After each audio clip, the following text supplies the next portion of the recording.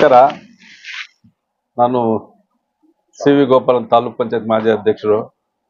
ಇವತ್ತು ಇಡೀ ದೇಶದಲ್ಲಿ ರಂಜಾನ್ ಹಬ್ಬ 22ನೇ ದಿನ ಇವತ್ತು ಇದನ್ನ ಮಾಡಿರ್ತಾರೆ, ಹಬ್ಬದನ್ನ ಮಾಡಿರ್ತಾರೆ. ಅದು ಇವತ್ತು ಇದಕ್ಕೆ ನಮ್ಮ ಮಿತ್ರರು, ನಮ್ಮ ಹುಡುಗ ಹುಸೇನ್ ಅವರು ರಕ್ಷಣಾ ವೇದಿಕೆ, ಕನ್ನಡ ರಕ್ಷಣಾ ವೇದಿಕೆ ಅಧ್ಯಕ್ಷರಾದ ಸನ್ಮಾನ ಹುಸೇನ್ ಅವರು ನಮ್ಮ ಎಲ್ಲರಿಗೂ ಕೂಡ ಇಫ್ತಾರ್ ಊಟವನ್ನ ಇವತ್ತು 22ನೇ ದಿವಸ ಆಯೋಜನೆ ಮಾಡಿರ್ತಾರೆ.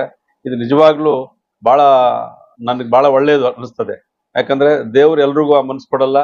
ನನಗೆ ಈಗಾಗಲೇ ಯಾಕಂದ್ರೆ ನಮ್ಮ ಮಿತ್ರರಾದಂತ ನಯಾಜ್ ಅವರು ಮತ್ತೆ ಇಲ್ಲಿರ್ತಕ್ಕಂಥ ಎಲ್ಲ ನಮ್ಮ ಹಿರಿಯರೆಲ್ಲ ಕೂಡ ನಮ್ಗೆಲ್ಲ ಗೊತ್ತಿರ್ತಕ್ಕಂಥವ್ರೆ. ನಮ್ಮ ಮೊದಲು ಆಲಂಗೂರು ಸಿನಣ್ಣ ಇದ್ದಾಗ ನಾವು ಬರ್ತಾ ಇದ್ವಿ, ಜಾಸ್ತಿ ಇಫ್ತಾರ್ ಊಟಕ್ಕೆ ಜಾಸ್ತಿ ಬರ್ತಾ ಇದ್ವಿ ಆಲಂಗೂರು ಶ್ರೀನಿವಾಸ್ ಕೊಟ್ಟಿದ್ದಾಗ. ಆಮೇಲೆ ಅವ್ರು ತದನಂತರ ನಾವು ಸ್ವಲ್ಪ ಕಡಿಮೆ ಆದವು ನಮ್ಮ ಗುರುಗಳು ಹೋದ್ಮೇಲೆ.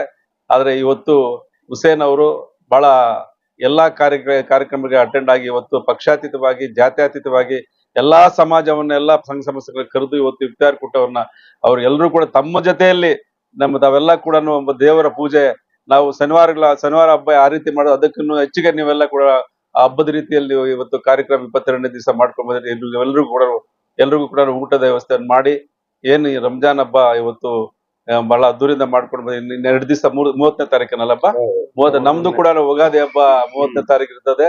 ಇವತ್ತು ಏನು ನಮ್ಮ ಹುಸೇನ್ ಅವರು ಈ ಕಾರ್ಯಕ್ರಮನ ಮಾಡ್ಕೊಂಡು ಬರ್ತಾರೆ, ಅದೇ ರೀತಿ ದಿನ ಕೂಡ ಪ್ರತಿಯೊಂದು ಕಾರ್ಯಕ್ರಮದಲ್ಲಿ ಭಾಗವಹಿಸ್ತಾರೆ. ಅವ್ರಿಗೆ ದೇವ್ರು ಒಳ್ಳೇದ್ ಮಾಡ್ಲಿ.